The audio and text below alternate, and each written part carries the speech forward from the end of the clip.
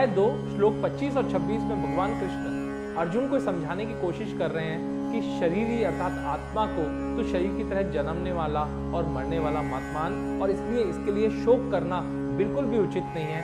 लेकिन जब उनको ऐसा लगा कि अभी भी पूरी तरीके से अर्जुन संतुष्ट नहीं है, तो उन्होंने अपना तरीका बदला और अगले 2 श्लोकों में भगवान कृष्ण बिल्कुल उल्टी तरीके से अर्जुन को समझाने की कोशिश करते हैं कि ठीक है, जो तू सोचता है चलो वैसा ही मान लेते हैं। क्या कहते हैं इस बारे में भगवान कृष्ण, चलिए जानते हैं कि जिस प्रकार से हम बच्चे को समझाने के समय कई बार सीधे रास्ते के साथ साथ उल्टा रास्ता भी इख्तियार करते हैं। जैसे अगर हम किसी बच्चे को ये समझा रहे हैं कि बेटा तुझे शिक्षा लेनी चाहिए, लेकिन जब बच्चा इस बात को नहीं मानता और उसके लिए प्रयास नहीं करता, तो हम उल्टे तरीके से भी उसको समझाते हैं कि अगर तू शिक्षा नहीं लेता है तो तेरा जीवन कैसा होगा।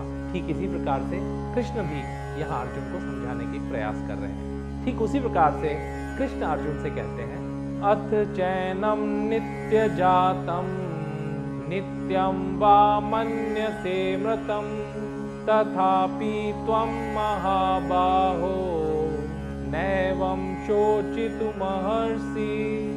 हे महाबाहो, अगर तुम इस देही को नित्य पैदा होने वाला अथवा नित्य मरने वाला भी मानो, तो भी तुम्हें इस प्रकार शोक नहीं करना चाहिए। तो यहाँ कृष्ण कहते हैं कि सिद्धांत की बात और सत्य तो यह है कि आत्मा का कभी जन्म और मरण नहीं होता। लेकिन अगर तू सिद्धांत के विपरीत चलकर भी सोचे और तू मान भी ले कि इस आत्मा का जन्म और मरण होता है, तो भी इसके लिए शोक करने का क्या फायदा?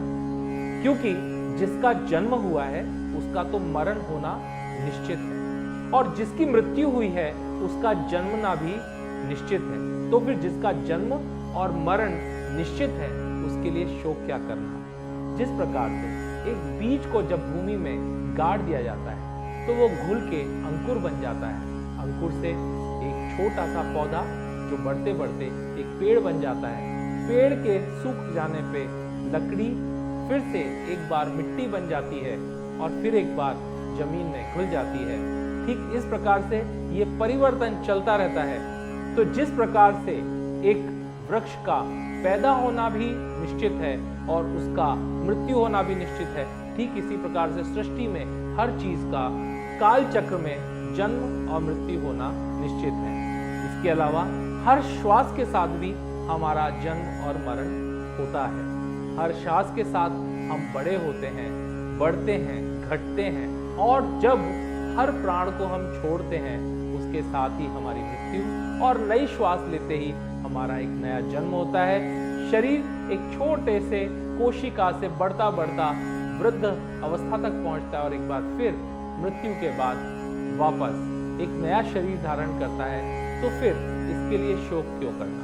क्योंकि जिस चीज को होना है और जो निश्चित है, जिसको कोई रोक नहीं सकता, तू चाहे या ना चाहे इनका काल अवश्य ही आएगा, तो फिर तू इसके लिए शोक क्यों करता है? यहाँ महत्वपूर्ण बात यह है कि भगवान कृष्ण इस बात को साफ समझाना चाहते हैं कि परिस्थिति चाहे कोई भी हो, तू धर्म के लिए जब युद्ध करता है तो इस बात की परवाह मत कर कि किसका जन्म और किसकी मृत्यु होगी, क्योंकि काल चक्र में ये तो सब कुछ होना ही है। लेकिन तुझे अपने कर्म को प्रधान मानते हुए अपने धर्म के लिए ही कार्य करना है, और यही तेरी सबसे बड़ी गति भी है। ठीक इसी प्रकार से हम लोगों के भी दुख का सबसे बड़ा कारण इस मृत्यु का शोक ही तो है।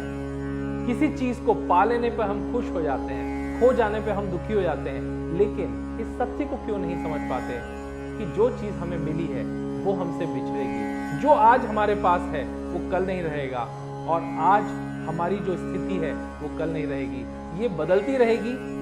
इसलिए ना तो इसके लिए ज्यादा प्रसन्न होने की जरूरत है, ना ही इसके लिए ज्यादा दुखी। और इसी बात को आगे बढ़ाते हुए अगले श्लोक में भगवान कृष्ण बताते हैं कि जिसका जन्म हुआ है उसकी मृत्यु होगी, जिसकी मृत्यु हुई है उसको जन्म भी अवश्य ही मिलेगा। इसलिए तुझे शोक नहीं करना चाहिए।